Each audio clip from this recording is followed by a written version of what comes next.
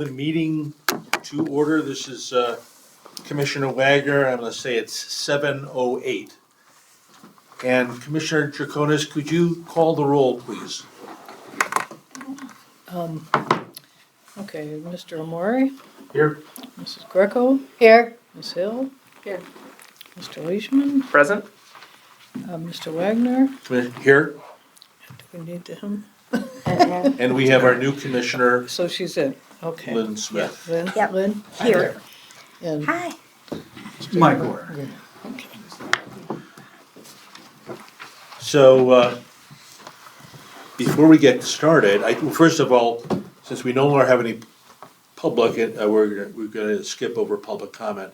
So I thought it would be nice, since Lynn is a new commissioner, maybe we could just go around the table and just introduce ourselves. So Commissioner Leishman, you want to start? Yeah, I'm Alan Leishman.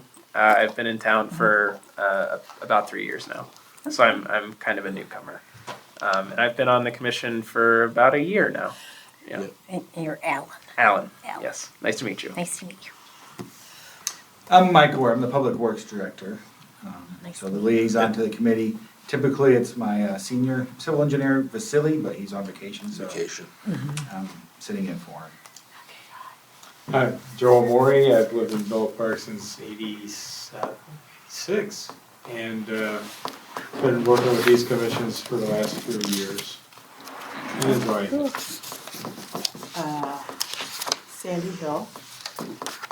Been on the commission for a number of years, can't remember how long. Been a resident for a number of years, can't remember how long. How long have you worked at the library? Run the library. You And are director the of library. In a number of years. You are the library. A number of years, so, welcome. Helen Chaconis. Yes, we met out there. Yep. We've determined 7 years, I think. Yeah. Nice to meet you. Nice to Thank meet you. I am Mary Ann Greco. Nice to meet you. I been in town about 20 years. I am on this in here primarily because of my interest in the biking, walking, and transit aspects of environmental concerns. So I'm on that subcommittee. Bob Wagner, I'm the chair. I've lived in town since 1983. So been involved in a variety of things. I'm also on the Bike, Pedestrian, and Transit Subcommittee. So we're so pleased to have you with us. I'm expecting that since you're an environmental engineer, it'll raise our level. Well, we're gonna. Yeah, Standards are gonna be raised up. So I'm actually, I'm not an engineer, so my education is in geology. So I'm a environmental consultant slash geologist. So I've been doing that consistently since 1995. Oh, you got in early. That's great. Yeah, so that's all I've ever done is environmental consulting. And I've lived here in Villa Park since 2019. Moved here from Oak Park, where I lived for 15 years. And then, yeah, so happy to be on the commission. Welcome. Yeah. Thank you. Hear what's going on in the village. And you work for Fairground? Oh, yes, and I work for Fairgram Engineering and Environmental. And we do a lot of work with Salt Creek. Great. So, yeah. Wonderful. Well, we're so pleased to have you with us. Thank you. And while I'm thinking about it, I'm gonna give you some swag. And it's green. And it's green. There we go. Mike, do you have one? No, I don't actually have one. Oh, there you go. It's lightweight. I got the too. tote bag and a coffee cup when I started. There you go. Now, you can only use it until Vasily comes back, and then you have to hear from him. Right. No, he missed out. Oh, I didn't know that was the We'll give one to the Vasily. I'll be at home. Yep. Oh, Thank okay. You knew that too. Okay, I'm gonna move on to item 3, amendments to the agenda. Are there any amendments to the agenda?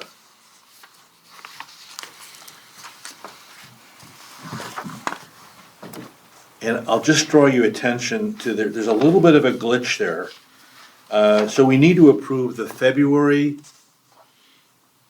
meeting minutes and the March meeting minutes. If you recall, we deferred February. So it's reflected in the printed minutes, so I don't think we need an amendment for that.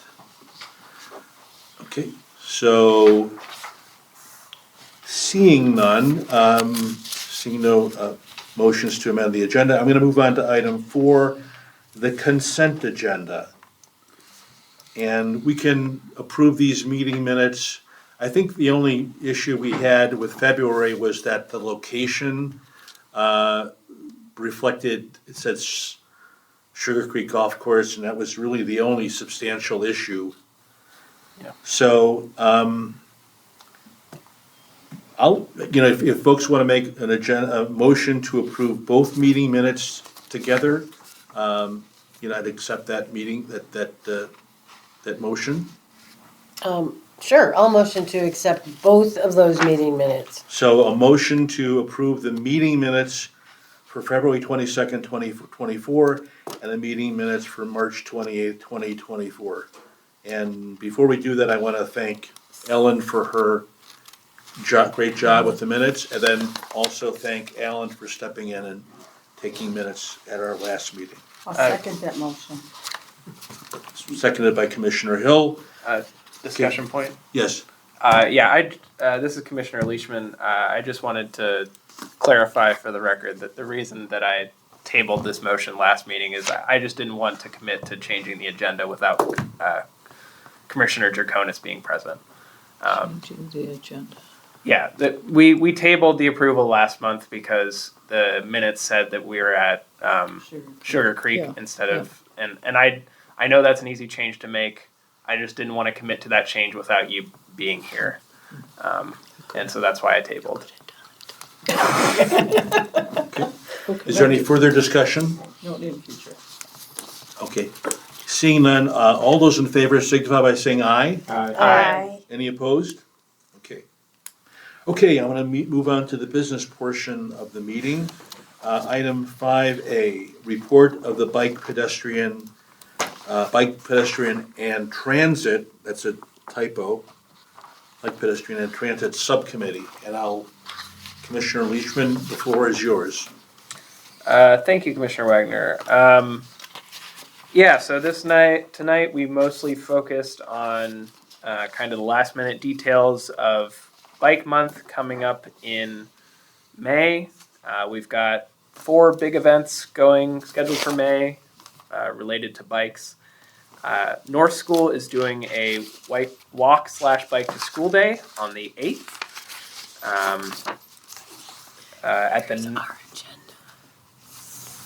On the 9th, we are doing a screening of The Engine Inside at the library, which is a bicycle-related film. On the 11th, we're doing a smart cycling class for kids learning how to ride their bike safely. And on the 15th, we're doing the Ride of Silence in remembrance of cyclists that are injured and or killed in public roadways. And then the last thing on Bike Month that we discussed is we're going to be requesting that the Board of Trustees adopts a proclamation that we drafted recognizing the month of May as Bike Month within our village. So that's the Bike Month stuff we talked about. We're also going to be scheduling a working meeting coming up in probably early June, where we're going to go through the recommendations that both the Bicycle Pedestrian Master Plan made for us back in 2018, as well as the League of American Bicyclists made for us when we applied to become a bike-friendly community, and use those recommendations to kind of come up with a list of priorities and policy goals that we would like to implement both in the short term and the long term.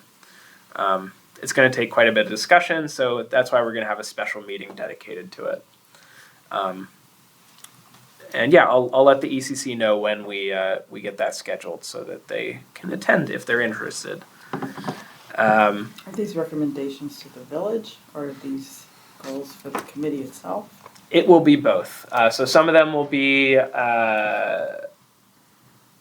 changes that we would like to see, budget requests we'd like to make. as well as maybe policy changes around the village. There's going to be both things that we need to ask the Board of Trustees to do, as well as improvements that we think that we can handle ourselves. The recommendations from the League of American Bicyclists kind of spans the gamut, and so there's small things like, you know, just making sure that we communicate bilingually to the non-English speakers in our community, as well as, okay, let's see if we can get money dedicated to this within the annual Villa Park budget. What else did we talk about?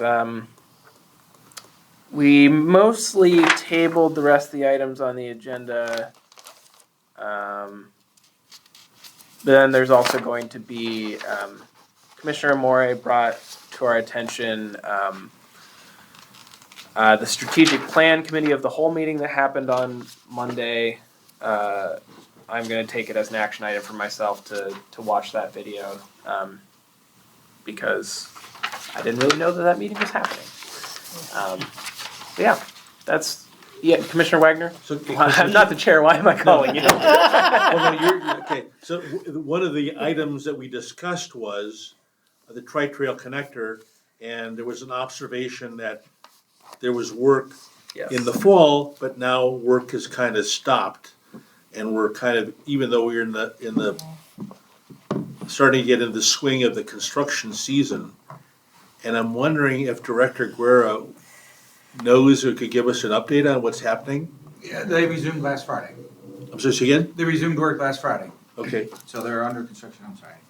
You're fine. Yeah, unfortunately, the asphalt plant's closed, we can't always control contractors.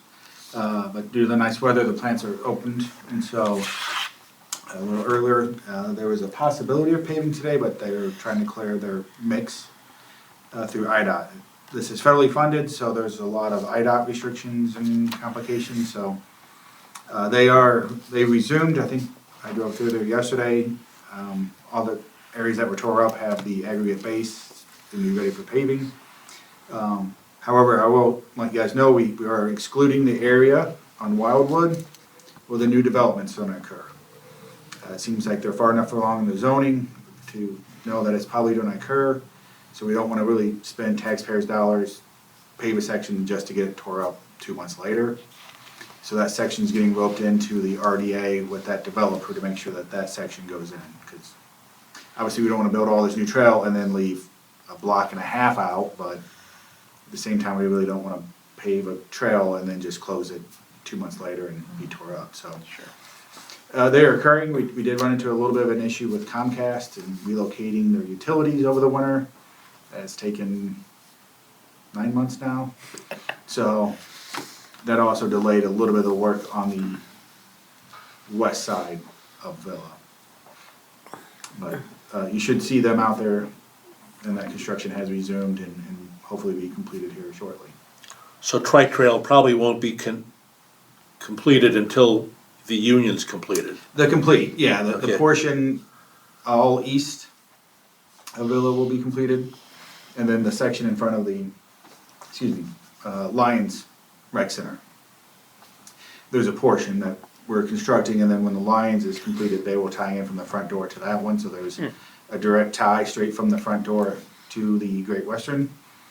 And then, but yeah, my understanding, talking with the community development and economic development, probably in May or June, they'll be going before the board for the RDA, for the union, which means that there will be demolition and construction occurring July, August timeframe, so we decided probably the best interest not to construct and then get it tore out. Great, thank you. No, would we want to christen the tri-trail when it's finished up to that point, or do we want to wait till it's complete?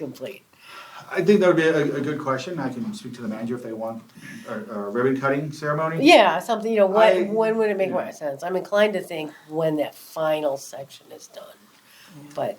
It could be, or the other sections, now you have a little loop around, once it's complete, you have a little loop around Rotary Park, and then that goes also down to the Illinois Prairie Path down Monterey. So that's why we kind of call it the tri, because it connects all three pretty well. All right, do you want to talk about that at the next meeting? Like a potential ride and ribbon cutting, or Yeah, I can. leave that up to them? No, I mean, we can, we can take credit for it. I don't. Well, I just mean like maybe I'm happy- organize around it to highlight it and showcase it. Yes, I am happy to reach out to the manager to discuss when it might be suitable to have a ribbon cutting event. I would say it might be worthwhile just on the east side, just because with the final construction of the yet to be named rec center in Wildwood, like that section still might be not fully completed for, another 9 months, 12 months. I think the rec center is on track to be opened in like December, so I mean, this summer's on that east side is probably gonna be out Yeah. of commission. So if you wanna recognize that, I think it'd be worthwhile, at least the majority of that project is done and the connections have been made. We just had a question regarding Bike Month. Yeah. Was any consideration made for like e-bikes, since that's becoming more and more popular? And kind of there's some differences sometimes with people that don't have motorized bikes versus the e-bikes. I just noticed on the trail, you can see a little bit of some potential safety issues there sometimes. Sure. So e-bikes are welcome to participate in any of the events that we're doing. Some of the group rides, the ride of silence in particular is intentionally a slow ride. So the e-bikes would probably have to be pretty low. Would there be language though, or like that communicated, like any specific rules or considerations or restrictions regarding? So I'm an e-bike owner, so that's one of the Yeah. reasons I'm asking. Right. Yeah. And just from being out there, because it is a difference between riding the e-bikes, but they're still considered bikes. yeah. Well, I know, and we're Or still these- kind of navigating Yeah. some things about them. Oh, Yeah. okay. Well, I mean, in general, society as a whole is trying to. I know some places have talked about speed limits or Yeah. ways to. Yeah. Yeah. So That's something that's kind of since I've lived here, I've seen more and more people with e-bikes. Yeah, for sure. No, Yeah. they're getting increasingly popular. So the ride of silence is going to be all along roadways. So it is e-bikes are totally allowed to participate. Okay. I don't think there's any restriction of e-bikes on roadways. The only restrictions that I'm aware of in Illinois is along trails, like the Prairie Path. Those have restrictions in terms of like the types of e-bikes. Yeah, because of the I'm- dust and the. Too, Yeah. it's not good for And also bike the speed. And the speed. Yeah. I'm not entirely. Some of them are still allowed on Yeah. the trails. I don't remember the details off the top of my head. I was just curious if you guys Yeah. have been tossing that around. And then where will the smart cycling classes be held? Yeah, sure. Sorry, I was kind of glossing over the details because I was just curious. it'll be at Jefferson Pool. Oh, okay. Yeah, Jefferson Pool parking lot. Yeah, yeah, not in the pool itself. Yeah, That'd be more of a BMX training. And yeah, it's at noon on that Saturday. and you can register through the Parks and Rec Department. Yes. but as a commissioner, she could volunteer. You can help out, yeah, we're definitely looking for people to help out with the smart cycling class. But he's a certified instructor, so he's running it. Yeah. Okay. Okay, is that conclude your report? Yeah, I think that covers the bases. Okay, thank you. I'm gonna move on to item 5B, update on spring sweep. And for the benefit of Commissioner Smith, spring sweep is a recycling extravaganza. It happens on the third Saturday in May, and we utilize Home Avenue from Harvard to Ardmore, and we did have a planning meeting with Suzanne McVeigh and Rich Salerno and our communication specialist. And I'll pass this around. This is the flyer. So I think everyone knows we're gonna have working bikes. Dave Gorman from Lombard is gonna do that. Simple recycling will be there. LRS will be collecting fluorescent bulbs and household batteries, and Suzanne confirmed that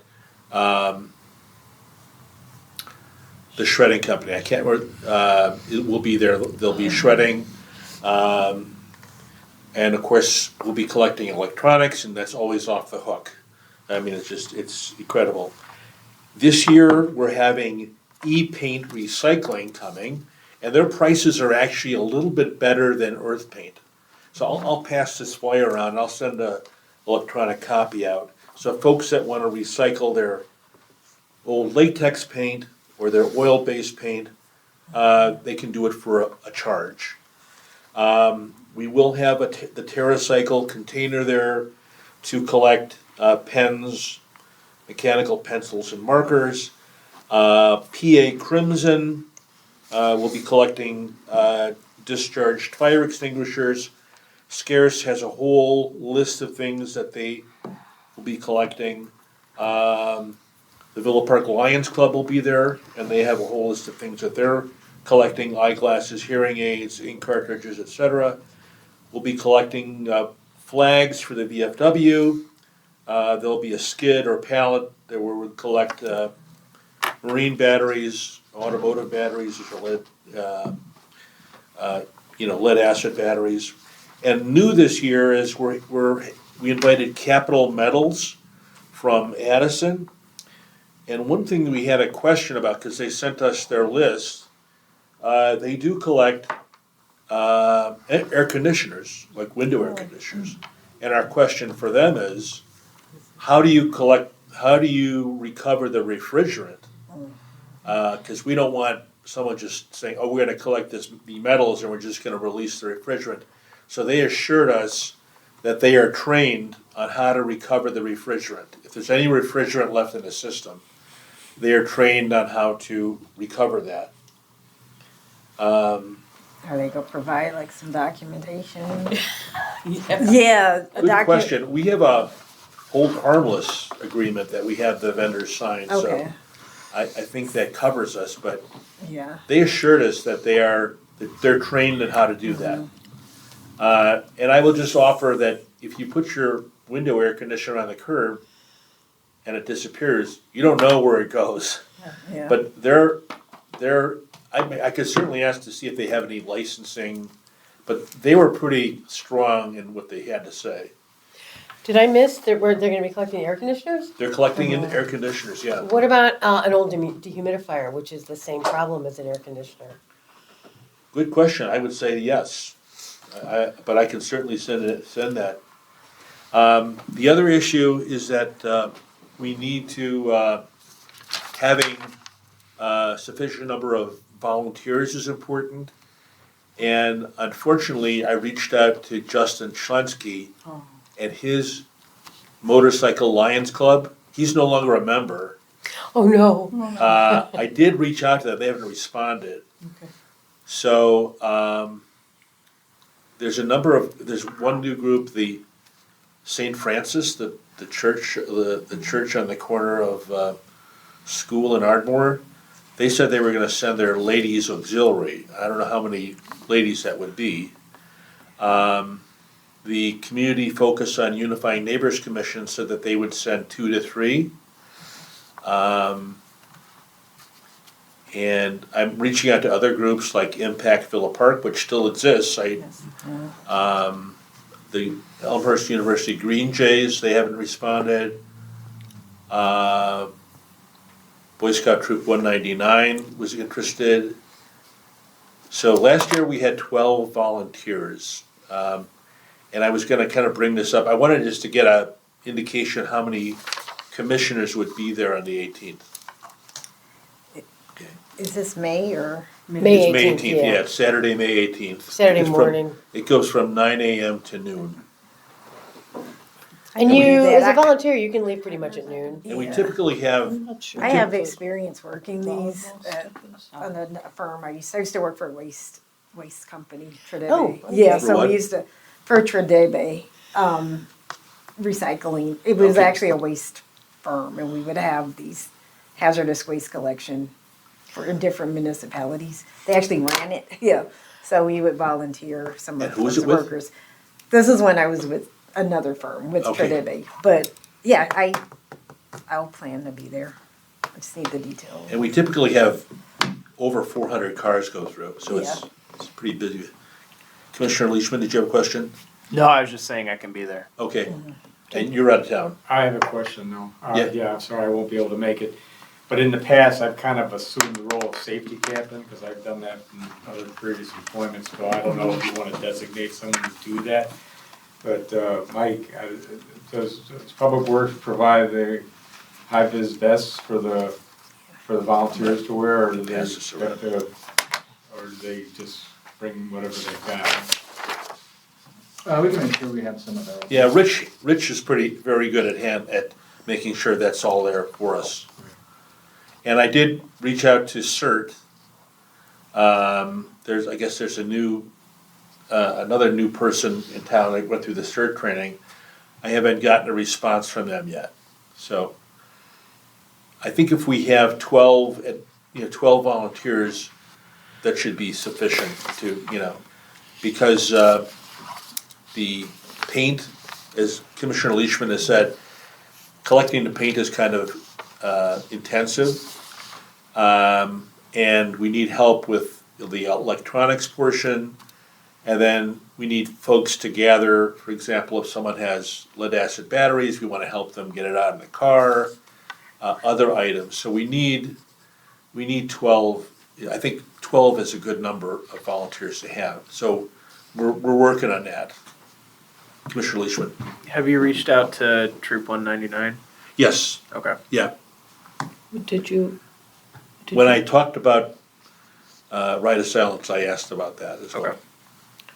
Did you want Willowbrook?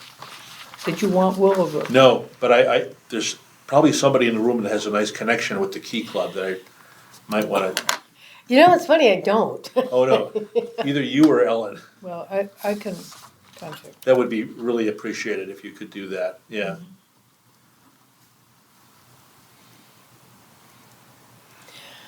It's a rough time because it's the end of the school year and graduation is the 19th. Yeah. So, Yeah. most of the staff is involved with that, so. Graduation party. If it's younger kids, maybe not. If Yeah. it's the juniors, but. I was gonna yeah. say, we didn't have any scholarships in Kiwanis, so there's no real seniors in the Key Club right now. Need some Okay. muscle power. What, There is some just directing $20 fee people. per vehicle for anything they're gonna drop off? I'm sorry, say again? This $20 fee is for anything they drop off or just? No, it's for non-residents. Yes, but- That's just for electronics or paper shredding. Okay, We decided to stick with the $20. okay. And there was not that many people last year. Maybe there was 10 or 12? 10 or 12 non-residents. I don't know how many. That's the number that I had. Okay, well, the amount of money that we had should have helped understand that. So, okay, that doesn't say that on here.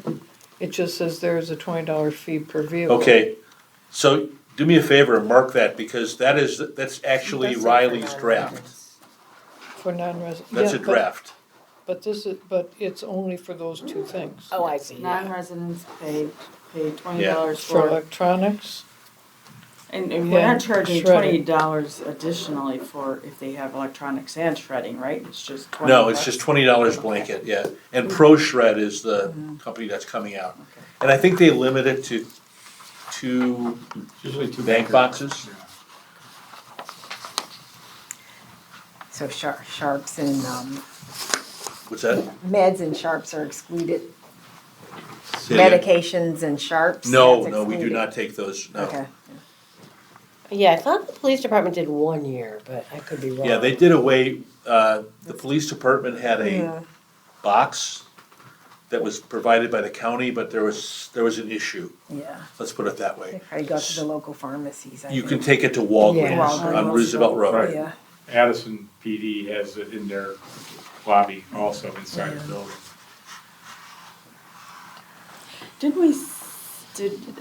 I thought last year we had the suggestion of if, a handout that we could provide residents if we weren't collecting items that they had in their car, to give them where they could We take had it. that. We Yes. gave it. Right. It came from Scarce, I think. So we need to make sure we print some of those up, right? I mean, it's nice to be able to say, this is where you can take it. And we're not collecting those items, but, So Scarce will be there, so I can make sure that yeah, they have them. right.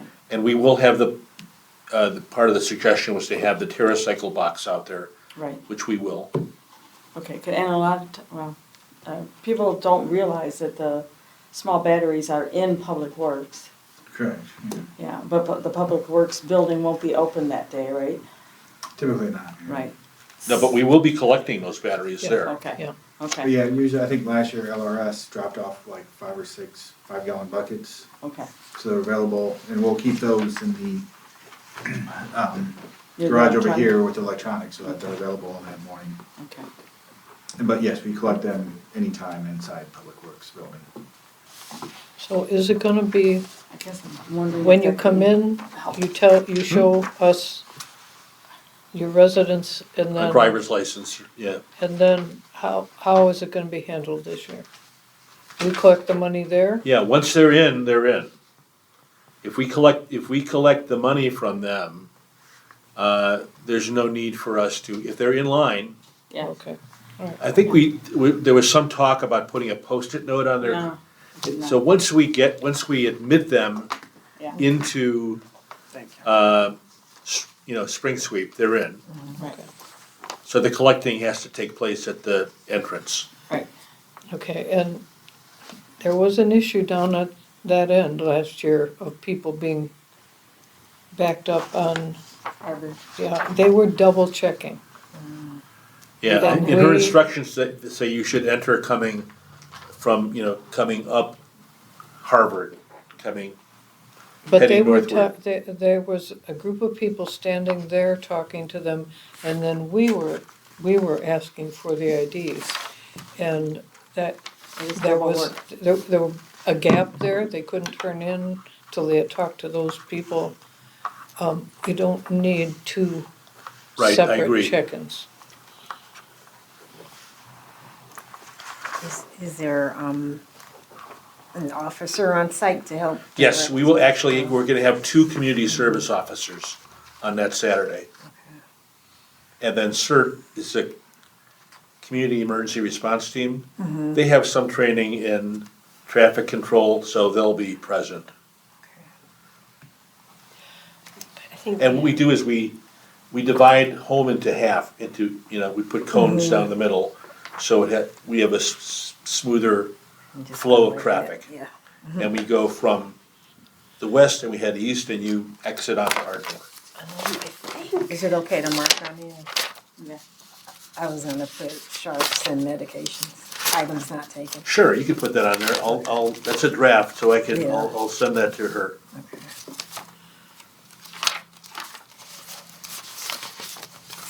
Have we ever had anyone try to drop off medication? Yeah, Oh, we have? Yeah. yep, steered them to the Yeah, box at Walgreens on Roosevelt. Okay, I don't think it would hurt to have that kind of handout available. I agree. I don't know, if it can be incorporated with that, I don't, okay, any further questions on spring sweep? Okay, I'm gonna move on to the next item on the agenda, update on No Mo May. And, Recycling event. so the village board, in a way, kind of had amnesia. Maybe I shouldn't say that, but Deja vu. strike that from the minutes now. But they didn't remember the policy that they enacted the prior year, and they wholeheartedly endorsed the idea of having no mow May with a cutoff on Mother's Day, which is what we initially advocated for. Thanks to the village staff for producing the yard sign, and I think there I were. got mine. I got mine as well. Were there 50 produced? Sounds about right. Suzanne took kind of care of it. Okay. My only concern, and I'm sure this is a cost-saving thing, they're only one-sided. It saves money, yeah. Yeah, so, and then I asked Mark, I asked Community Development Director Mark McLaughlin, are we asking folks to register? And they're not. And I think that would be a good idea. I mean, if we knew who was doing it, maybe we could, supply them with the planning list that Mark McLaughlin provided us. There might be other opportunities too. Commissioner Morey. Commissioner Maury, so, I stopped by today and picked up an extra sign for a neighbor, and the person at the desk specifically said, make sure you save it for next year. So I don't know if compiling a list is gonna be a redundant task, because people who take signs this year aren't gonna be coming back from next year if they save it. Right. Because there's So- no date information on there. Mother's Day isn't full of date. Right, I think it's too late now, but maybe for next year, it would be a good idea. Commissioner Leishman. If you're really interested in having those resources distributed, there's a QR code on the signs themselves, and you could just have those links added to the web page where the QR code goes. That's a good point.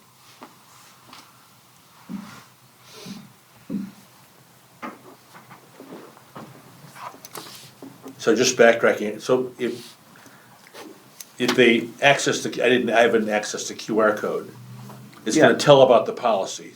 Yeah. Um, Let me pull up the So page. you're suggesting that putting something on the page where you register, is that what your suggestion is? No, I'm talking about the literature that you wanted to make sure was Okay, distributed. understood.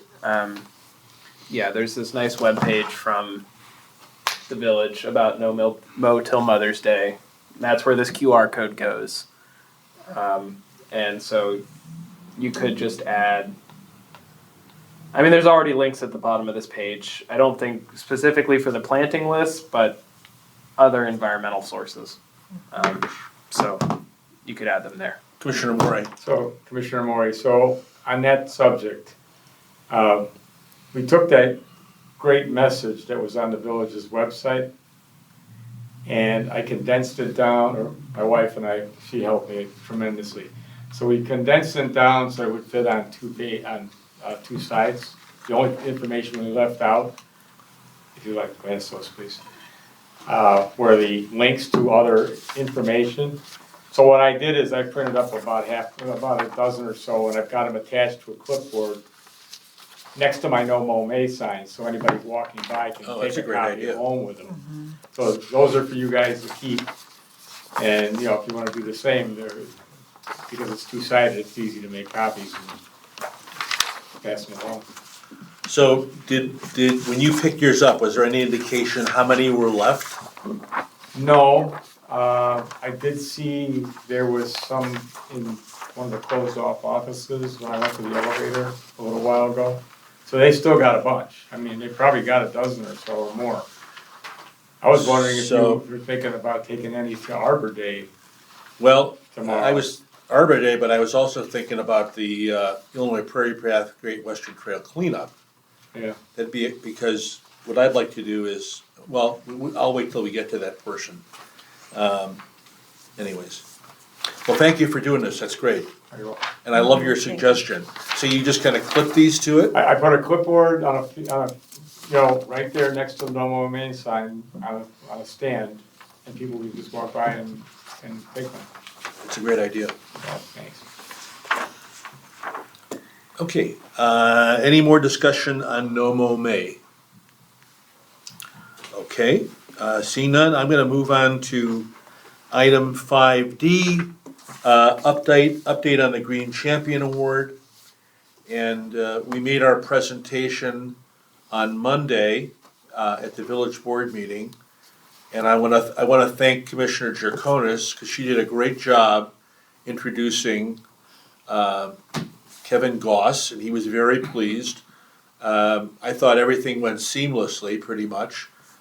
Kevin sent us a video drone footage of the project along with some photos. And Suzanne McVeigh had it queued up for us. And if you watch the meeting, it went very nicely. So my only objection or my only disappointment was that our communication specialist had left, but we did get a picture with, and we looked for you, Commissioner Warren, but we couldn't find you, so. So we took a picture and I forwarded the photo to our communication specialist, Riley Pilar, today. So I assume that she's gonna give it some additional publicity. And also to her credit, she did a little posting on Earth Day about the commission. So, Yeah, I, thanks for trying to find me. I agree, it went really well. The only thing I was just like the only miss I thought was when Carol Marcus got her recognition, the board all gathered around her and took a picture, but they didn't do that for Kevin. And I thought that was a miss, but yeah, I'm sure he didn't take offense to it.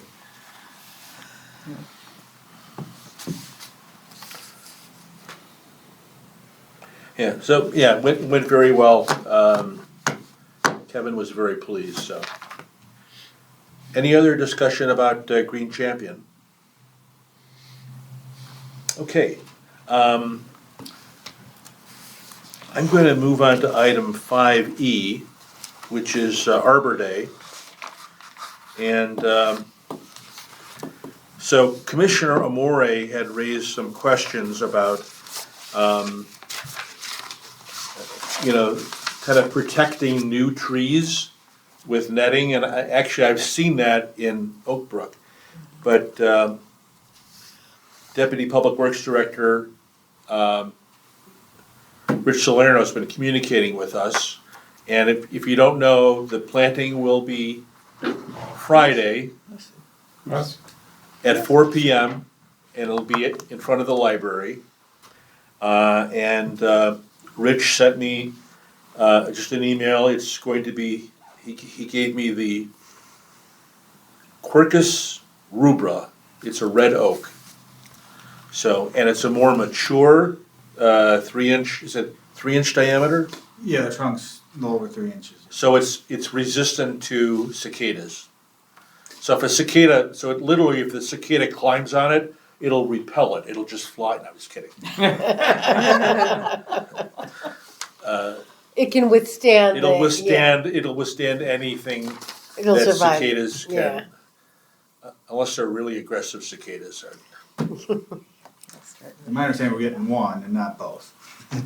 Right, so the We don't reason I get the wanted double to talk whammy. about this is because there's an additional cost, and I think we Was it we not approved $250, or was it? between, I think $250 to $275. Yeah. So Costs a little bit more. this tree is $381.47. Wow. That extra inch caliper. Yeah, there was a different one, but it was, I'm sorry, say again, Mike? we had a different tree. I think we were going for a white oak, I think is what Jay told me. But when you got there, the one that had reserved kind of had a little oxbow and didn't look real attractive. So he opted for the slightly bigger one because they had it on site. There's an issue, we have budget and public works to cover the difference too, if need be. And I told Rich that we can take the 250 or, I know there was a range, 250 to 275. Not to exceed $300. What is it, would you say? 300. 300. So, just to, Yes. I told him our budget could withstand it. So if someone wants to make a motion that we expend an additional $82, I think that would be in order. Commissioner Leishman? I'd like to make a motion that we authorize an additional $100 expenditure for the purchase of the Okay. tree. Is there a second? Second. Okay. Is there any discussion? Okay. Seeing none, all those in favor signify by saying aye. Aye. Any opposed? Okay. So I will be there. I will probably arrive just in time. Good. Yeah. I was How long- gonna ask, if you don't mind me seeing, The weather's not looking the greatest, Oh, from about 1 to 8, 9. So we had the two options. We could, if it's bad weather, obviously we don't want anybody to stand outside in a thunderstorm. Would it be possible to move it inside if you want to keep it at 4 p.m.? Or the other option is we could rain delay it until like the following Monday? Or I don't know how about the tree would feel about going inside. Just kidding. We can move it inside. Actually, that's just updated, you may just be able to squeak it in. yeah, The rain's not our supposed to guy said start till about 5. 1:30 to Yeah. 8. Between that time frame, about 4/10 to about 6/10 of an inch. And then around 4 or 5, they're saying winds are supposed to start coming in, Oh, up goody. 30-mile gusts. So We can move it inside. How long does it take usually, these kinds of things? 10 minutes? this one's usually 15-20. Oh, okay. Because I have It's plans usually at a night, so pocket- no Well, problem. we were trying to make it where it can have a little bit more participation. Obviously, the trees are heavy, so we're not having anyone try to pick those up. So it's supposed to be in the hole. My crew kind of went a little bit farther than they're supposed to, so it's almost fully planted. It was supposed to be 3/4 way planted so that the rest of the dirt could be shoveled on to have some participation. I see. But So I just have a question, and someone, and I don't know if you heard about this. Yeah. There was some comment, oh, there were 6 trucks and 6 employees. And I said, well, it's not like you digging a hole and you had to grind out the stump, number one, and then you had to prep the site for the tree. And the photo that I saw, the video I saw, there were 2 trucks and 4 employees, and they were all working, they were all doing something. So I didn't see 6 trucks and 6 employees. yeah, well, not to. We only have like about 8 total in that department, and right now we don't have a full staff any given day. So I don't. We did have a few trucks elsewhere because we are in the process of stump grinding all the trees that were removed. Right. But we kind of daisy chain it, so the first guy comes in, grinds it, the guys behind him come in with the other truck, start taking it out, and then placing topsoil and seeding so that it may be touched by 4 or 5 guys, but it's in a couple trucks. But it's the sequencing of the operation of work. Because we were there a few days earlier, getting the old stumps out, blanket down so it's not a mess. And then we brought back we use our stump grinder instead of a auger, because that way if there's any roots or anything from previous trees, it kind of takes them out so they're not in the way of the planting. Commissioner Leishman. Yeah, I'm sure you guys do a great job, and I don't think we need to waste meeting time worrying about one angry face. Right, at the moment. I thought I would just, yeah, I probably We should have made did that have comment. one comment about the cicadas, that we weren't planting any, but obviously for Arbor Day we are planting. We are deferring the larger plantings to the fall to be a little bit more proactive on that sense. I appreciate you being considerate. Yeah, thank you. Yeah. Any other comments? Yes, Commissioner Smith. There's a 70% chance of rain at 4 p.m. tomorrow, 0.20 inches, according to AccuWeather. So it'll probably be inside Inside. at the library. Yeah. I was thinking that today, so sorry, I didn't mean to hijack, I might have asked Sandy that, if Yeah. that might be an alternate site, Sure that way can we be. can still continue, and Yeah. if we have to take the photo with the flag next to the tree at a different time. There you go. Where do you want the hole in the library? No holes in the library. Put it inside. Forgo that. Classic. We could do symbolic, Classic, paper yeah. tree or I was something. gonna say, we'll Maybe take that like an Christmas tree. atrium. Yeah, that'd be cool. Okay, if there's no other questions about Arbor Day, I'm gonna move on. I just put this on the agenda, purchase of TerraCycle recycling box. The box has been ordered. Okay. I got the larger box. It falls within the amount that we authorized. And we'll have it, of course, for spring sweep. And when we're done, we'll move it back, we'll move it into the lobby of Public Works. And I think I mentioned this last time. I went to the TerraCycle website, and there's just all kinds of recycling boxes for all kinds of stuff. So, I would maybe encourage commissioners to look at that if you think there's something else that might be worthwhile, something that residents would use. Maybe and of course, we'd have to get approval from Public Works, but it might be something we might want to consider. I'm moving on to Conservation Foundation River Sweep. I signed up for this, but I haven't had any communication with them. Usually they have flyers, but there hasn't been anything. They're asking volunteers to come out to Naperville to pick up materials and waivers. And I've just been too busy to follow up with them, but usually they're kind of like inundating you with emails. I thought I got an email. I thought I did get an email. Did you get an email? Yeah, but it's not good. That date's not gonna work for me. So I Yeah. thought I did get one. Yeah. If I do it myself, that's exactly what I plan to do, just so that I don't know. But, yeah, I think I'm gonna follow up them tomorrow because in years past, there was a slew of communication. And what they do is, the community liaisons, they direct volunteers to you, and they give you the names of volunteers. But I haven't heard anything whatsoever. So I don't know. Commissioner Leishman? Is the sign up for this on the Conservation Foundation's website? Yes, Okay. yeah. I would comment that there's a new person doing it, so I don't know. But my experience was with Jan Rohl, Roehl, and she's not with them anymore, so I don't know. So stay tuned. Okay, I left this on the agenda, item 5H. This is the Crocus program. This is Climate and Urban Science program, the Community Research on Climate and Urban Science program. And what this is this is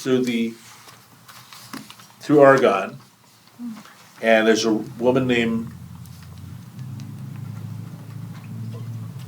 her first name is Robin. I've sent her 3 emails to ask what the status is because they're looking for sites. They're looking for locations where they can put these, and I don't know how big they are, but to collect different data about climate. And they were going to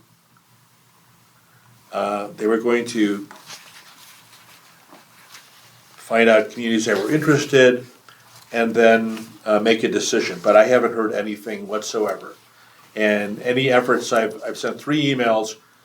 The one that she responded to, she said, I'll get back to you, and she never did. So I don't know where that program is at, but I'm gonna leave it on the agenda going forward. Commissioner Smith. Do you have a phone number for her? I can give it to you, I can get it to you. She works at the Argonne Laboratories. I can try calling if you want. You wanna call her, that's more power to you, yeah. This was a program that we found out through the Metropolitan Mayor's Caucus, so, I yeah, mean, I can. if that's something you think is a good idea, because like I said, I'm just finding out about it, but sometimes I know emails can be lost and not even seen. Yeah, I did call her once as well, yeah. Oh, you did? Okay. Yeah, I did call her. So, She didn't call me back, so. okay, I was just curious. Commissioner Leishman. Speaking as someone that's worked at Argonne Lab before, like Yeah. sometimes research is slow Yeah. and Yeah. it takes a while to make So decisions, the last time- especially government-funded research. Right, so when I talked with her, she said there was someone there that was looking at sites. And I said, Yeah. well, we wanna be considered as a site. And she said, okay, I'm gonna put you on the list. And that was the last real communication that I had, so. Well, that's insider perspective. Yeah. Now, I when you said did you give her a specific address or just Villa No, Park? no, I just said Villa Park. I Yeah, did so- mention that our school districts would be great locations. So, because of the, Yeah. so. So if I hear anything, I'll let you know. Yeah. Okay, I'm gonna move on to item 5A, communication, community outreach. So the consensus was for us to participate in the summer festival. Yeah. So I've sent our application, if you will, to Parks and Recreation. And I can't remember the date. It's in June, I think it's June 20th. Would it be June 22? You think? Here, I'll take a look. The fourth Saturday in June is the 22nd. It would not- Yeah, it's the 22nd. It's The in my 22nd, calendar as okay. the 22nd. Yeah. Are they doing Friday night too, or just Saturday? No, we would just do Saturday. And we usually do. No, I meant is summer festival Friday Yeah. night too. It starts on Friday. Okay. I haven't seen the lineup or who's performing. It's a little early, yeah. Yeah, we usually participate from like 11 to 5, 12 to 5, so. Yeah.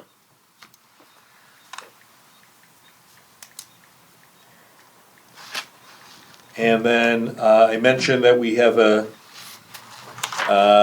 new communications specialist, Riley Pilar, and I did speak up to Suzanne about having her come to a meeting, but Suzanne wants her to kind of, get herself acclimated, which I think she's doing nicely. So maybe, possibly in May, we could have her come to a meeting.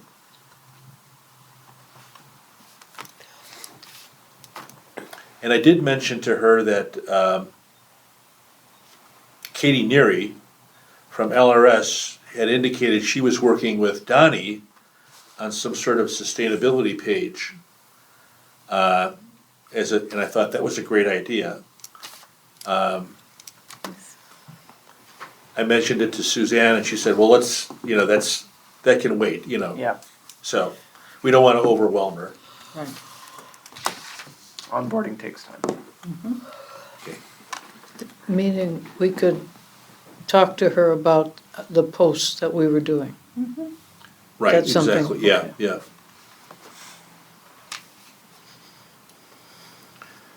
Okay, any other comments on communication, community outreach? Will you be inviting her? Will you invite her? I'll invite her, yeah. And she lives in town, so she and her husband live in town, so.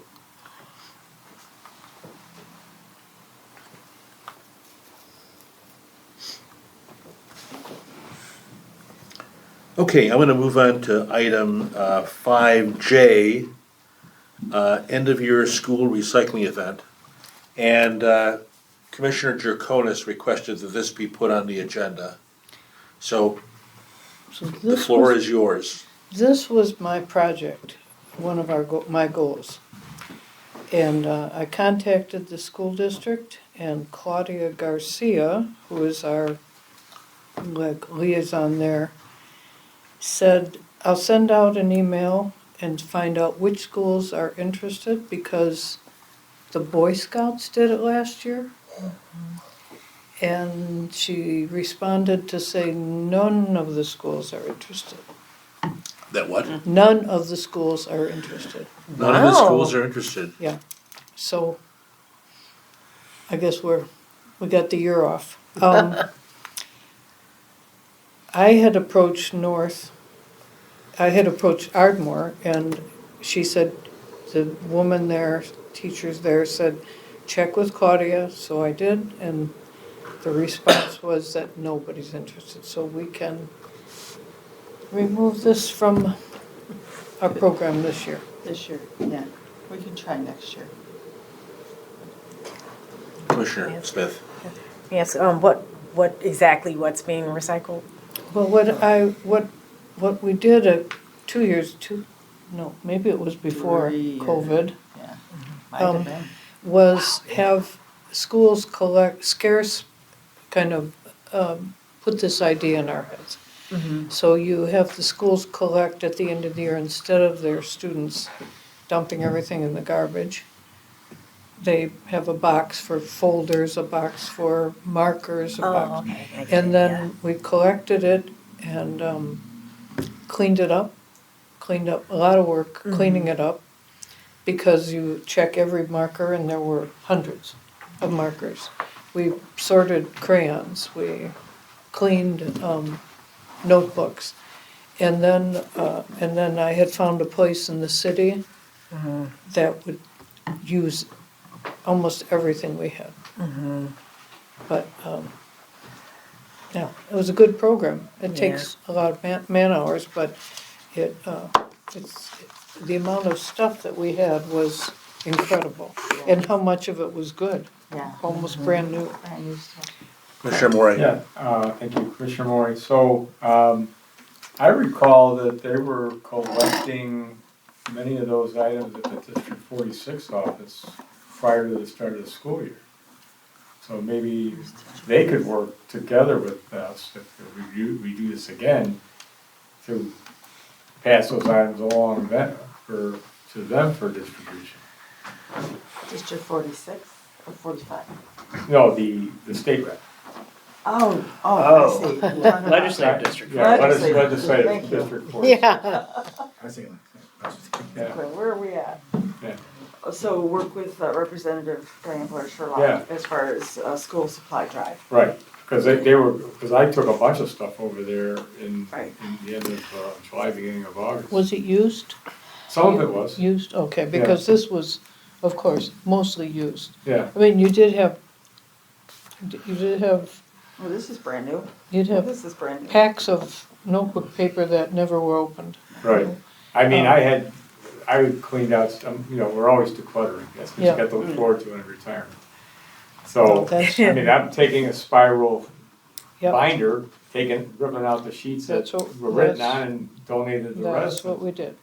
Somebody what we was, did. and then that paper went into paper Yeah, recycling. yeah, that's what we did.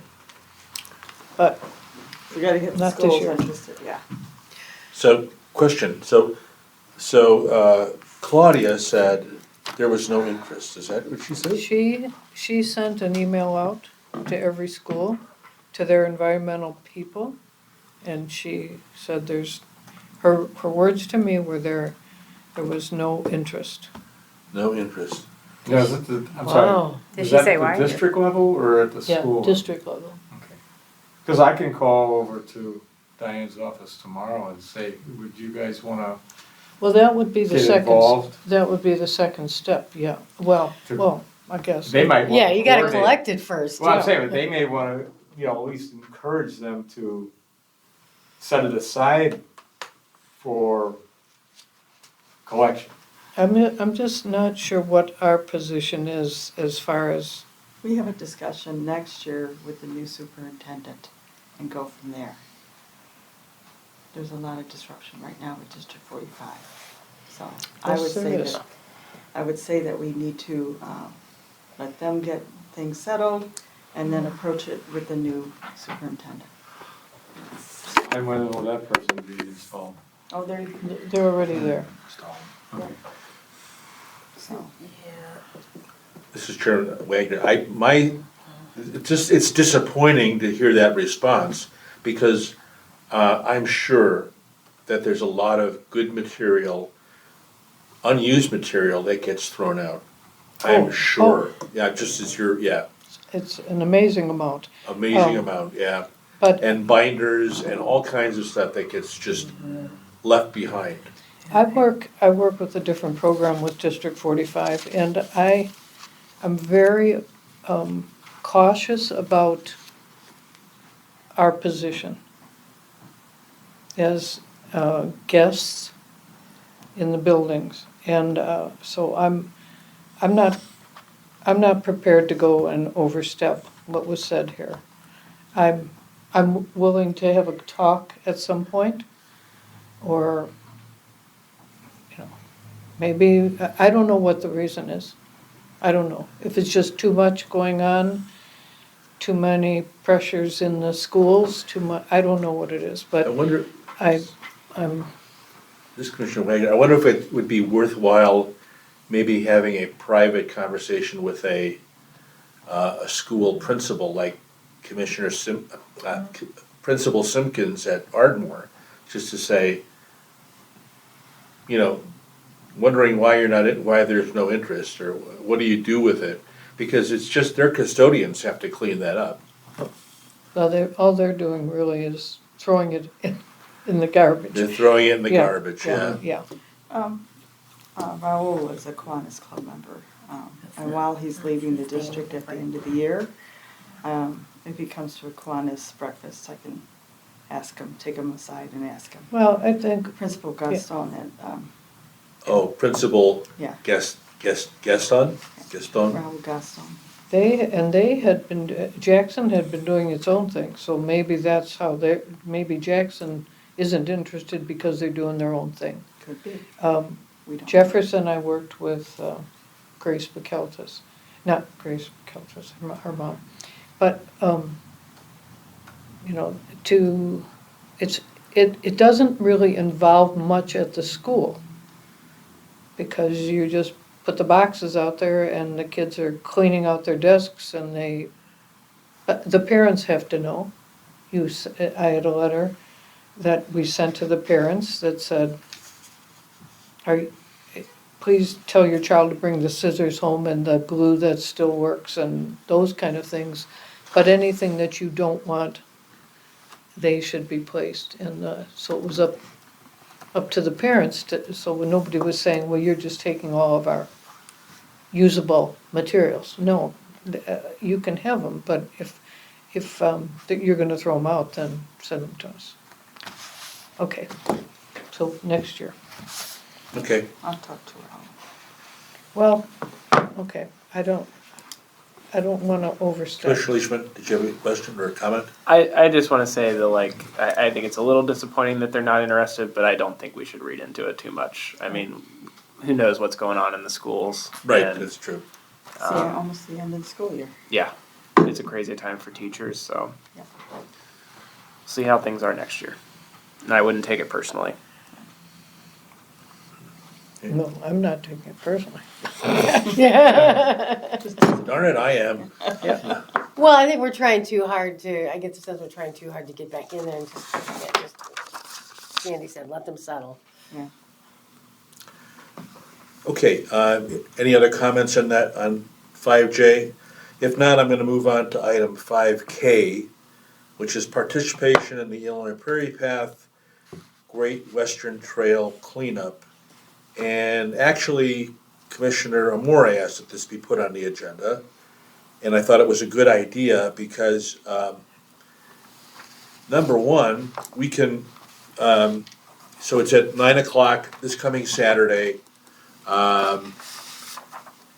And people gather at the Historical Museum. And it may be messy if we get a lot of rain. It might be, but I thought it'd be a good opportunity for us to promote Spring Sweep. And it would also be a good opportunity to promote Bike Month activities. So I'm planning on being there. And we could also promote No Mow May too. If there's signs left over, I could maybe take a few signs to see if folks want, if they want them. So, I don't think there's any reason why we can't, be a partner with the Community Focus on Unifying Neighbors Commission. I go and help out, So, as everyone knows, this is a county-wide event.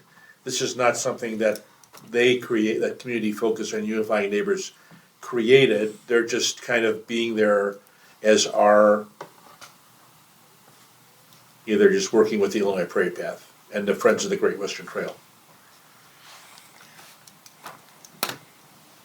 So, any further comments on this? Anything you'd like to say? I apologize again that I won't be there because for the same reason I won't be at Arbor Day tomorrow. I'm gonna be in Milwaukee for a wedding, but Okay, the fact of the matter is that I was wondering if this was a miss, that perhaps we should have been the lead on this. I'm not saying there should be a pecking order, however it gets done is, but it was always a good idea to promote ECC and the work Right. that we do, you know.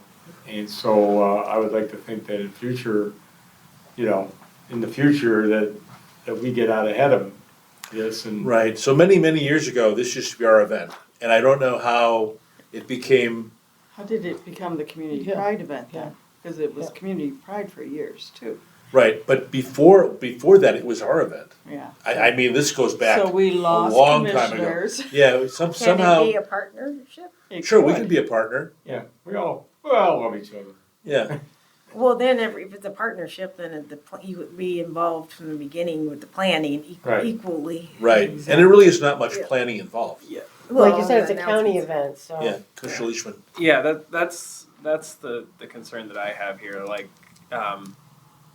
I mean, I haven't been involved in planning this event in the past, but I have participated in this event in the past, and it doesn't seem like there is a whole lot of planning that has to go into it. You just need to get trash bags exactly. and tell one group of people you're going that way, the other group of people you're going They that don't, way. they don't And even do that, they go wherever, advertise. they, I you guess know, advertising. Advertising, so people are aware. I don't know. Yeah, there was, but I would say there was talk at some point that maybe instead of plastic bags, we should be using different bags, but I don't know Right. if that's even a possibility. I'm sorry, I didn't hear what you said. Not plastic bags. Right, Right. There was talk of And there that. should be some coordination of where the items go that they're picking up. I mean, Yeah. I remember when I was doing it, I took 2 bags, one for was recycling and one was trash, and I would just walk along and fill both bags until they were either one or other was filled. Yeah. And I don't, I think that they get put either at the end of the trail or at near trash bins, and then, but does Public Works just go down the trail and pick them up? Is that what happens? It'd be Yes. parks, I'm Parks. assuming. Yeah. Parks does, yeah, that's Yeah. true, yeah. I just think next year we go to the fund commission and say, hey, can we partner with you and Right. we'd Yeah. like to help out and Good point, yeah. maybe we can purchase bags. or And not maybe only we- that, but we should get it on the agenda for Right, early, because like I was looking at their agenda for yesterday, and they're on their agenda for yesterday's meeting, they're planning their fall events, and this is April. So- Proactive.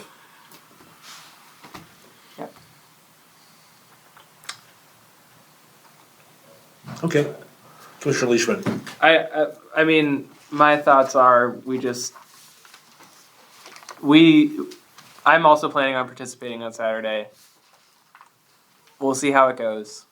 If they do a good job of it, I really don't see a need for us to yeah, intercede. it's not, there's not a lot of moving parts to it, it's just, I it's mean- handing out bags and gloves. And like I understand that like picking up garbage is environmentally related, but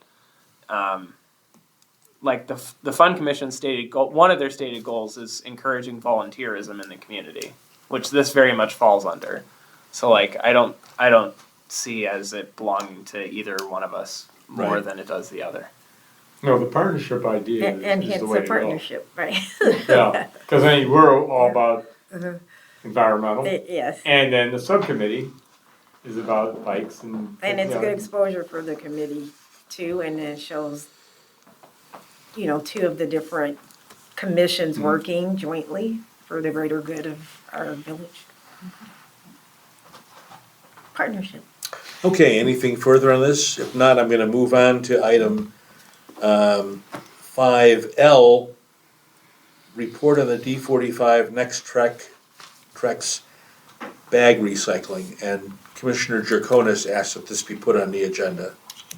So, originally, your suggestion was to just do the schools in Villa Park.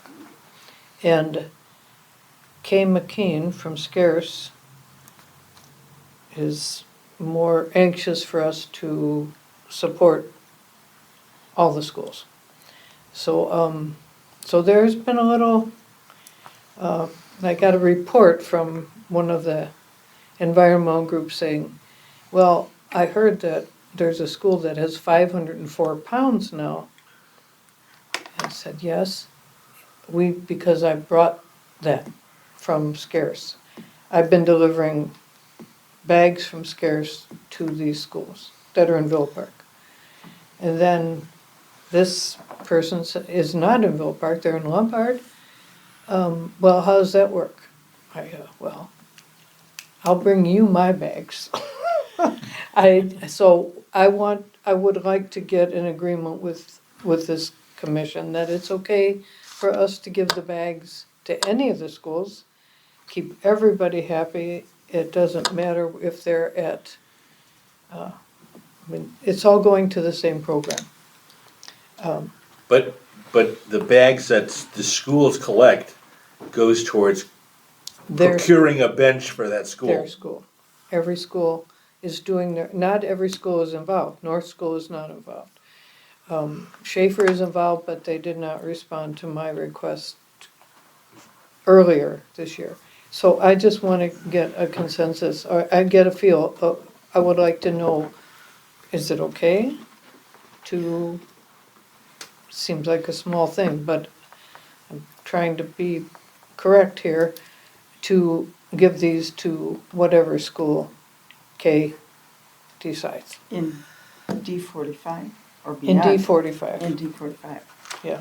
So I know that Commissioner Leishman, Sorry, just to make sure that I understand, you're saying that Kay McKean from Scarce was the one that told you which school to drop it off at? She has the names of schools that wanted bags. Yeah. And she feels like it shouldn't just be the two schools that I'd done before.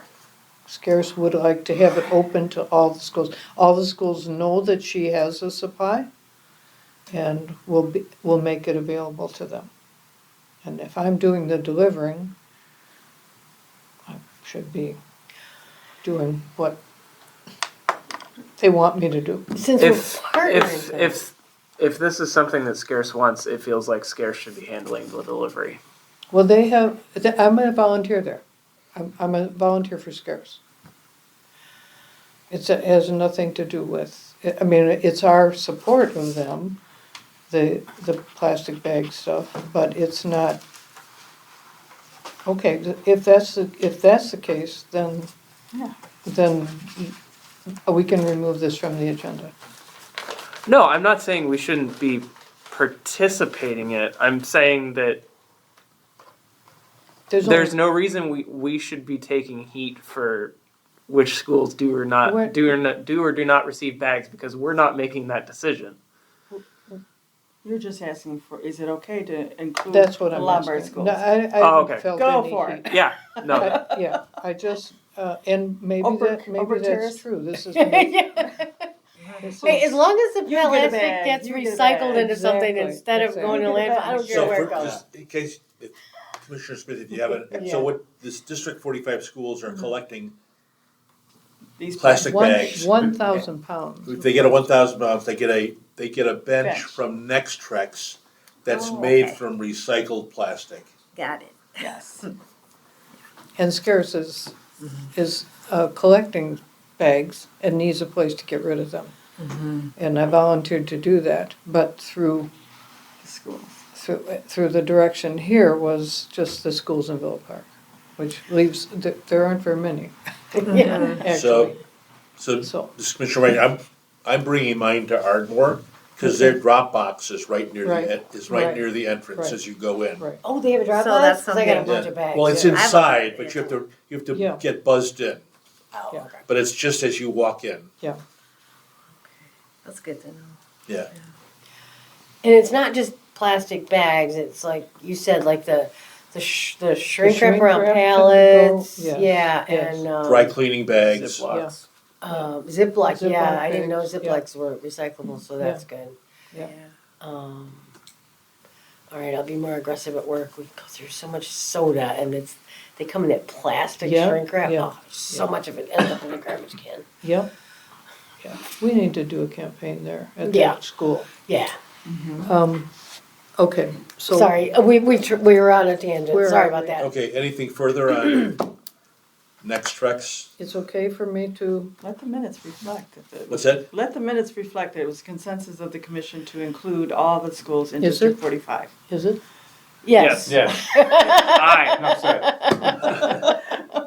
Moving right along. Okay. Do I sound tired and cranky? No, I mean, as far as I'm concerned, Yeah. whoever's producing the bags can take them wherever they want. That's Yeah. right. Get the school some benches. Right. It's a really did interesting say exhibit on that. That it would be, at the I would Museum of like to Science and see us, Industry. as far as this goes, I would like to see us do, I'm very surprised at the small amount of poundage it's at York Center School. At The where? small amount of poundage they have when you have a school that has 200 kids. And each one of us knows how much we get in 1 week, Right. even with my own bags. Yeah. Yeah. And to think that they have 95 pounds, And what school was that, York Center? York Center. And I would say that I probably have brought 25 of those pounds. So, I just, I was thinking about how checking with the schools, what kind of an incentive could we push to get like a contest in a school? Your classroom, if your classroom wins, you get a pizza party the last Friday of the month or whatever, something like that to get the kids hyped up about it. And I don't know, something I think should be considered, because I'm not sure why there's such a low return at those buildings. Maybe no one in that school is using single-use plastics. What are they doing with the stuff from Jewel? Well, like you said, even using your own bags for shopping. I mean, my Still. toilet paper comes wrapped in plastic. Yes, You know, yes. Yes, it is amazing to me how much plastic comes into my house when I actively try not to bring it in Yes. the house. yes. Okay, any further discussion on this? Okay, I'm gonna move on to item 5M. Discussion of residential lead service lines. And I apologize, I sent the email out late today. I put this item on the agenda because a resident, Tom King, you may know Tom, he lives on Ardmore. And he came to a village board meeting to talk about his issue with his lead service line. And his comment is that other communities have kind of an assistance program for residents that have lead service lines, and Villa Park does not. And you may know that the inventory, the community inventory had to be sent in, was it April 15th, Mike? Correct, yes. So the inventory of lead service lines in the community had to be sent in. Did it go to the IEPA? Is that where it went to? Correct. Okay. And just today, I sent an email, I copied you, Mike, just to see if I could get a copy of that inventory.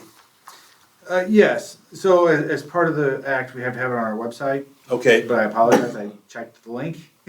you what? I checked the link and it doesn't have it up yet. Okay, We've had, unfortunately, April is a time that you have to use your vacation before you lose it, May 1st. So I'm usually pretty staffed. So we have the inventory. I would say how the EPA wants it, it's a little deceiving in a sense. We know we have verified 105 lead services, but it doesn't distinguish if it's the private side, public side, and the majority of them are the private side. And then we found 32 galvanized so far. So what that would show is that we have over 6,000 unknowns. But the unknown is a little deceiving in the fact that if you're not certain, the EPA wants you to put it in as unknown, and then unknown means lead, so until you can verify. So we verified a lot more of the homes in the community by every time we replace a water meter, every time there's a home sale, we go into the homes to check for what's called I&I, stormwater going into the sanitary sewers. So we've been documenting those. We just don't have a lot other than historical information of when water mains were installed, those sort of things. And we have a lot that were kind of installed in the 50s to 80s era, which most likely is not lead, but there could be a probability. So our plan of action is, as we go through the capital projects that we have planned for the next 4 years, we're looking in advance so that we can incorporate any replacements into those projects. And we've drafted our policy, but we don't have an active participation in terms of rebates back to residents for the homeowner side. Public side, the village will take care of. So if you encounter a lead line on your residential side and you want to replace it, and the public side is lead, the village would either come in and replace that public side, or we would take care of the public side. We do actively have right now, if we have capital projects, if you want to replace your residential side, you can, we have this with all of our capital projects. I know Joe went through it with like sidewalks, aprons, those sort of things. We're including lead service lines into that. You can be on a payment plan of no interest for 24 months, up to 24 months. I'm sorry, say it again? Up to 24 months of a payment plan through the village. So we'll kind of essentially loan the money, we'll pay for it, and then you enter into agreement, like a payment plan with the village saying, I'll pay equal parts. And depending on the amount, which I would say probably service lines would trigger the higher amount, which would be up to 24 months of interest-free payments. So I did ask Rich about this, and his explanation to me that Tom King's situation, that part of the service line going to the main is copper, was that correct? So we hydro excavated, or maybe I think we hydro excavated, and confirmed on the, what we call the public side. So when you have your water mains, the main is the villages, and then up to what we will call a buffalo box, bee box, curb stop, those are kind of common names. It's the valve in your yard that regulates the water from the main into the house. That portion is owned by the village. And then from that portion in is typically deemed private or the resident's responsibility. That's their water line. And almost all the villages, so that's kind of how that's correlated. On Mr. King's, we hydro excavated it to confirm, and then we found it was copper. So the water line up to the buffalo box was copper, and then from the buffalo box into his house was lead. So that's the hard part where we have so many unknowns is time frame. It could be either way on the public side. We think we have less lead in our public side than the private side. I think a lot of it's on the private side. Several villages have it as part of the EPA's requirement. We have to have a program. A lot of them are offering, and we're doing it here with Mr. King. It was permit free, or not permit free. We waived the permit fees since it was a lead replacement service. So if it was a lead service, you still have to get a permit. We still want the permit, but we did not charge them any fees for that permit. It was done at no cost. I looked at a few other, like Roselle, a lot of them have, like Chicago have assistance, but it's need assistance. And we haven't really figured out a great way, What's because the cost to a homeowner? And it's my understanding that the Chicago has a huge number, like 400,000. I think a lot of Chicago, yeah. Through our sampling, we found we're less than like 7% of probably lead in our system. So the 105 that you identified that have lead service lines, did you send them a notification? Did you Yes, once we determine, as part of the act is if you determine it's lead, you give them notification that it's a lead service, and here's there's certain language, and we do it with all of our capital projects when we go through, like we're getting ready to do Michigan and Vermont, those residents will get a package about lead pipes, so we do that. Commissioner Smith? All right. So are you working with like a consultant? A lot of other municipalities actually have consultants on board to help them actually have a actual program and to help find funding. So that's kind of like some organization and around it. We chose not to at this time. We may be looking in the future to help administer the program. Due to budget reasons or just trying to figure it out? Yeah. Because we have a lot of active projects occurring, a lot of our main projects, so, yeah, so a lot of that, and then obviously the legislation's consistently moving.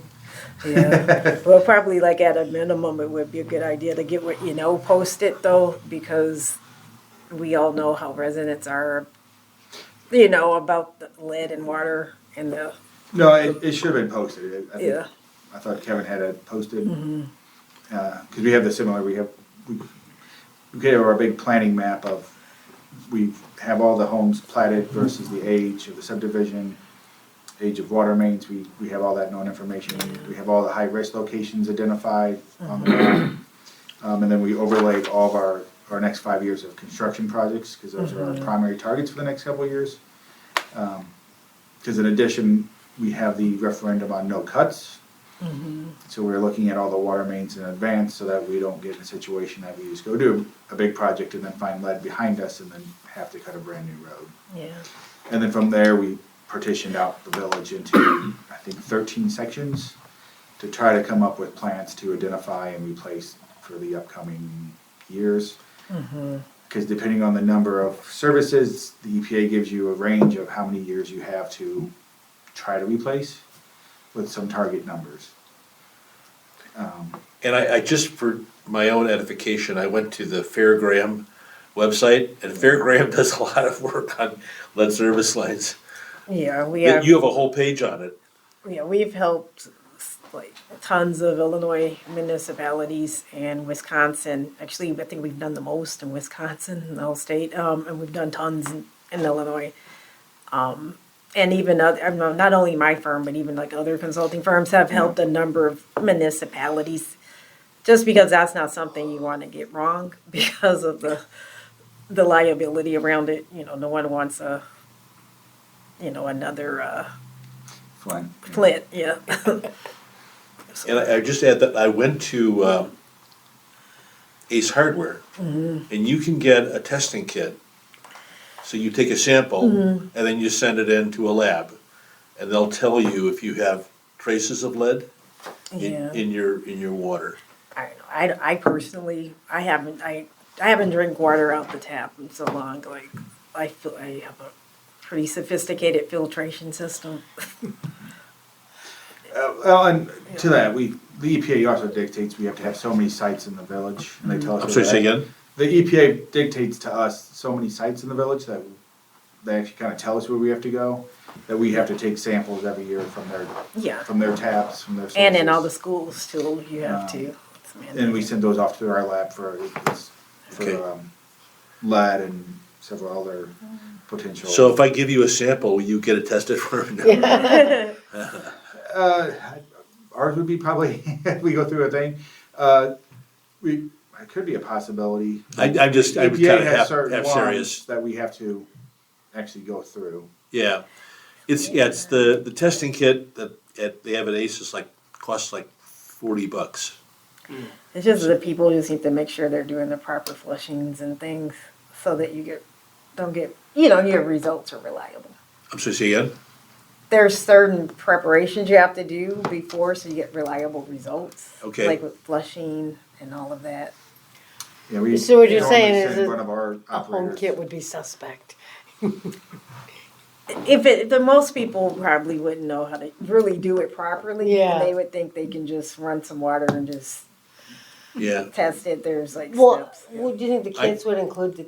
Well, we're digressing. Instructions. Yeah. Yeah, Yeah, we're getting off topic. Yeah, we're getting off topic, but yeah, I didn't look at it, I didn't buy one, but I'm tempted to do it just to see what result I get. Because I'd be curious if they I'm give you the curious, yeah. step-by-step I'm instructions. sure they do. Yeah. Because I vaguely remember doing it when I lived in Chicago, 25 years ago. My question, do you know what Mr. King wanted to relay to us? He wanted to relay that he feels that there should be some sort of assistance program.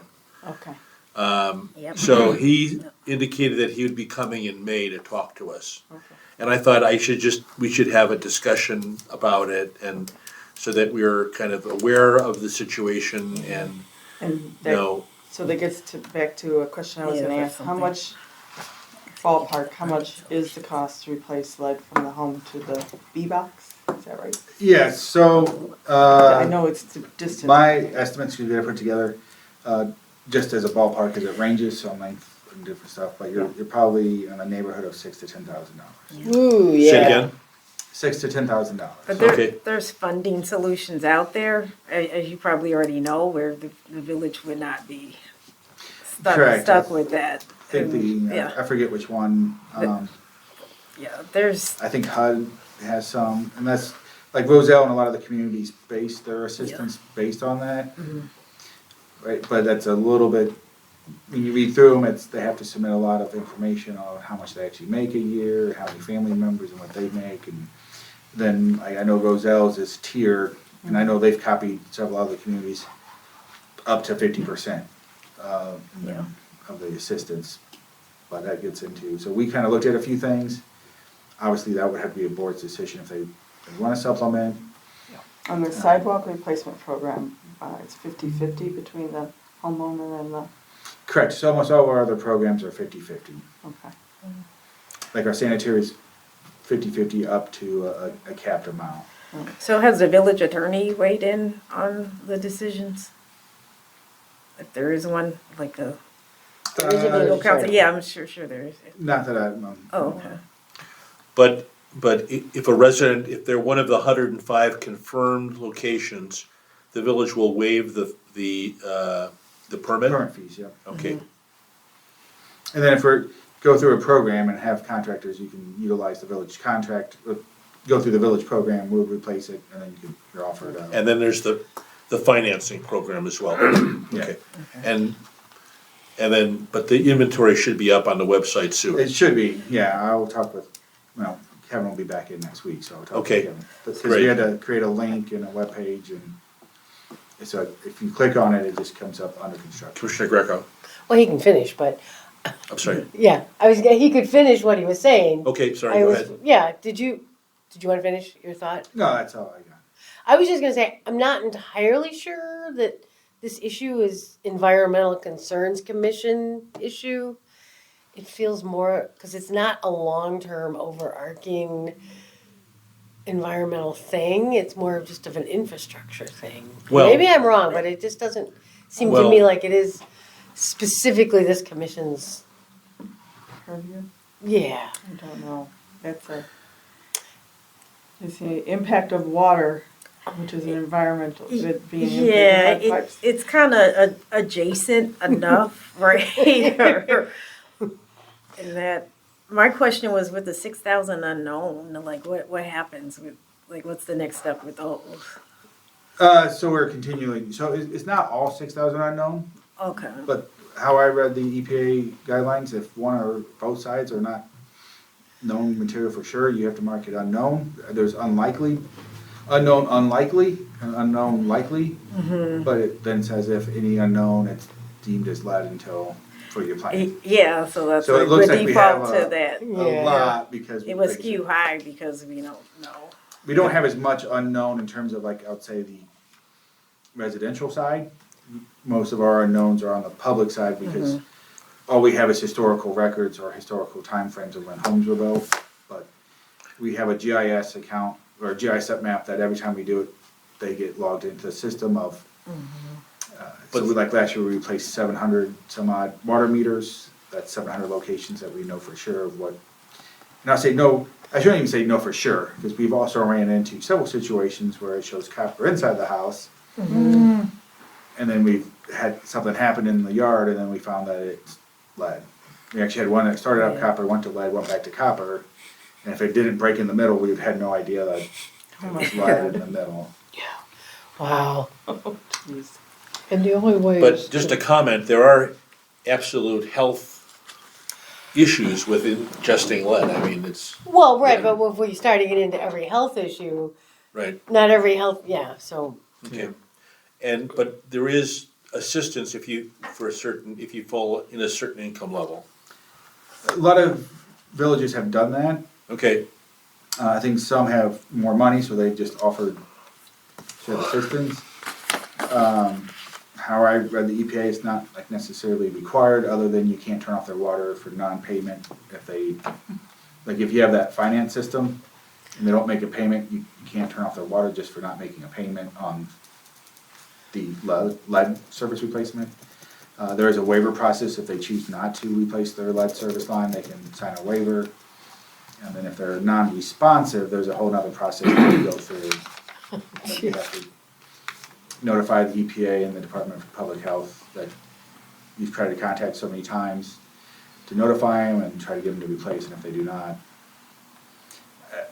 I take it as if knowing the EPA, then in 5 years they'll probably change the legislation and come back and make the villages figure out a way to replace all the residents that signed the waivers or didn't. Well, I also think that waiver means if you ever try to sell your house, you have to disclose it. So nobody's gonna buy it. And we kind of understand, we want to let out, but we also understand that it's costly, and then trying to, it's the board's discretion of raising rates for it's, Yeah. I think that's the pickle that every village got in. They all want it out, but how to find the money to get it out in time frame. So if there's no objection, I'm gonna keep this on the agenda, since Just read back to Tom King May. will be, so we can kind of pass along what we've learned. And you might know too, I believe there is also, a component of the act that you're supposed to have like public meetings or have an annual report sort of thing. Well, we gotta report annually, like every April 15th, the updated inventory and then updated replacement plan, knowing that they're kind of living documents and those sort of things. But I do believe there's a component of how will you make sure the public's known. So it does say you have to have a public website. And then I do think they do want it to be discussed in a public meeting. So like a commission meeting like this would be an appropriate forum for that discussion as well, which we can definitely present. Okay. Okay, well, thank you for Thank you filling for us in on that. And we'll look forward to looking at the inventory. Is there a certain sir. area of town that has more, is there a certain concentration? So we're focusing our efforts mostly in the middle to start because that is the oldest part of town. What's again? I'd say this general area, Okay, the middle of town is the oldest part of town. So, okay, Yeah. I filter mine, and I think most, even the cheap filters I get the would, lead out. we want the lead out, but I would say from what we've seen, the levels of lead that we'd have in the service is not, obviously none of our water qualities have come back and negative, too high of concentrations anywhere. It's one location, that's one of the sampling is slightly, but I think we've kind of verified it's also the pipes in their house, not in the water system. gotcha. Because that's the third component is you could have lead pipes still in your house, depending on the age of your house and if it was never updated. It's a little bit less likely, but the age of this community stuff was starting to be towards the end where a lot of the infrastructure was built out. And then obviously anything probably past the 80s for sure, there's a possibility of fittings, but talking with my staff, we didn't really use that type of fitting, so the likelihood of having those fittings in our system is very low. Okay. Well, thank you for that information. 100-year-old house. So, I'm gonna move on in the agenda. Item 6, public comment on non-agenda items. We have no, public present. Commissioner comments. I'm gonna start with, Commissioner Smith. Any comments? We hope you'll come back. You should let her go last so she can see what we say, but. I think that's a good idea. Well, yeah, because then you're gonna get a feel for the kinds of So things. I'm just that gonna we say thank you for having me. It's a pleasure to be at my first meeting. I do look forward to continued discussion of the residential lead service lines. And in light of some of the recent PFAS, PFAS, yeah. I'm not, don't know if maybe we need to, if there's a place to discuss that or not at this point, but I would kind of defer to maybe your input when that time comes to. Yeah, since we purchased our water from DePage, we purchased it from Chicago. I know the PFAS then.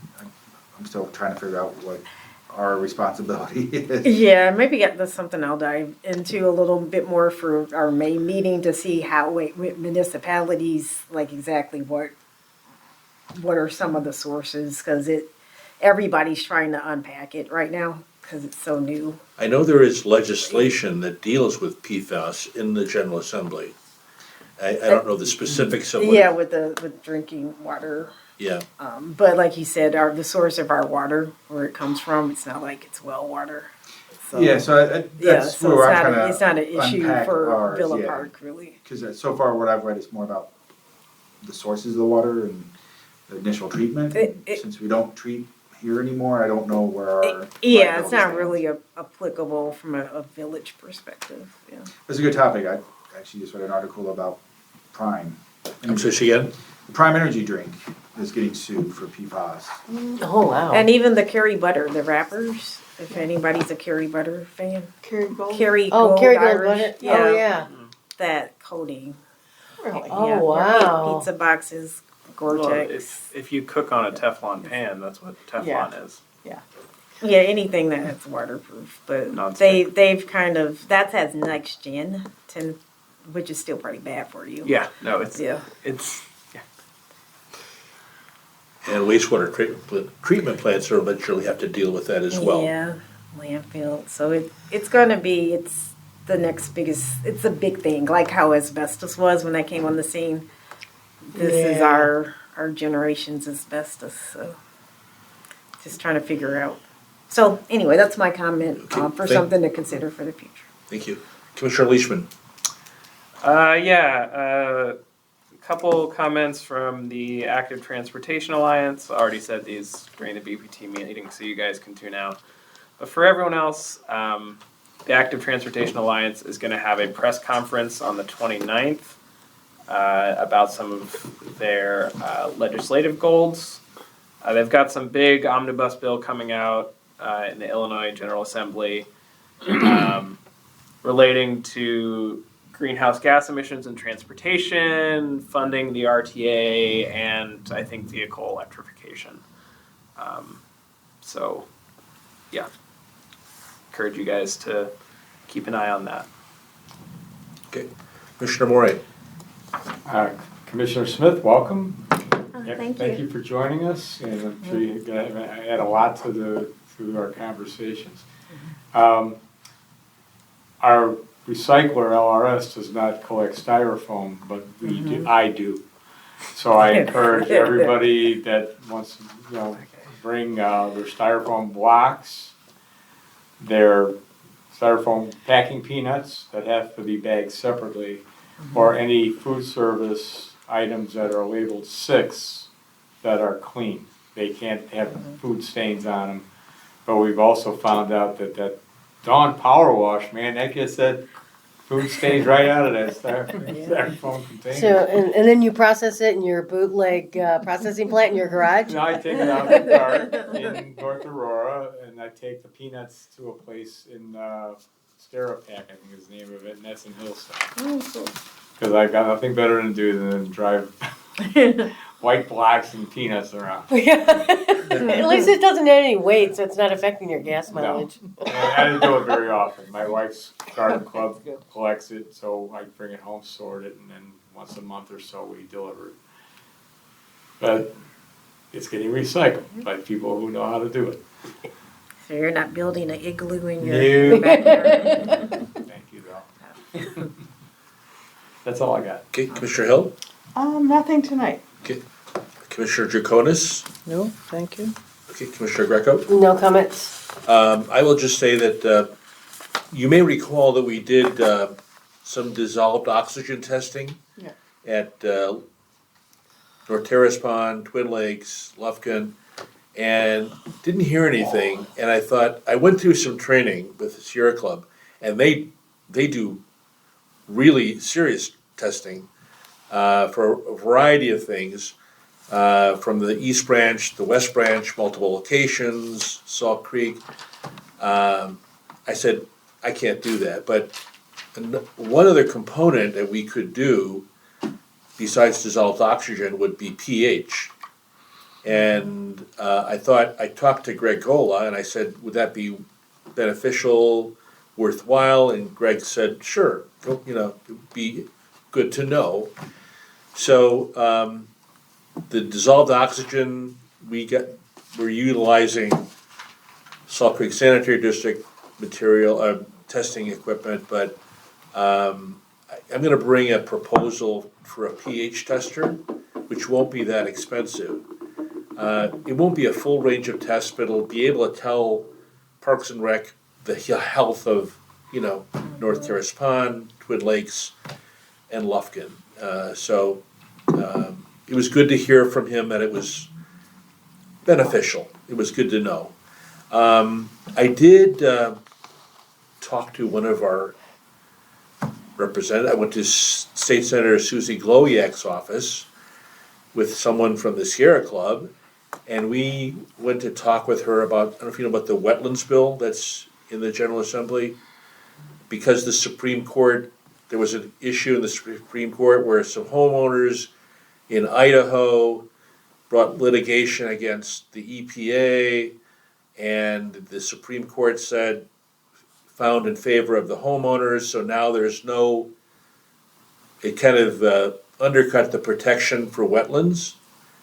So there's a bill in the General Assembly to protect wetlands, and the big concern is how it will affect farmers, and there's all kinds of exemptions for farmers. So we lobbied State Senator Susie Glowiak for that, and then there's another bill that we talked to her about for greenhouse gas, a pipeline, which would lead to sequestration. They want to do a moratorium on that, because there's all kinds of concerns. There's a kind of a example, I can't remember the community in Mississippi where there was a CO2 pipeline that burst, and a town a mile and a half away was affected because CO2 is heavier than air.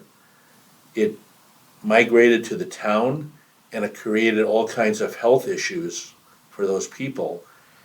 And their emergency vehicles, which are internal combustion, wouldn't function because there was CO2 in the air, not enough oxygen for those emergency vehicles. So the legislation is to put a moratorium, because a lot of companies want to direct pipelines to Illinois to do some sequestration in the ground, and there's all kinds of, I think it's the Mahomet aquifer. If CO2 gets put into the ground, if it percolates up and it comes in contact with water, it creates an acid. And Carbonic acid. And it could contaminate the aquifer. So there's all kinds of concerns with CO2 pipelines and CO2 sequestration. So they want a moratorium on it. Senator Glowiak was in favor of the moratorium, but she wasn't in favor of the wetlands legislation. And the reason being is she was raised on a farm, and she doesn't want to hurt farmers. And the DuPage Farm Bureau called her and said, we don't support that. So, FYI. That's all I've got. Village Board Liaison comments. Since you're our de facto liaison tonight, anything you want to pass along to us? No, I think everything. The Arbor Day hopefully stays nice enough, long enough. Get it in. So Vasily will be back next month. Yes. Okay. And we appreciate having him here as well, so. And we appreciate having you. Yep. Yes. Thanks for coming. Okay, seeing no further comments, I'll entertain a motion to adjourn. I so move. I second. Second, all those in favor? All right. Aye. Okay, we're adjourned. Yeah, I know.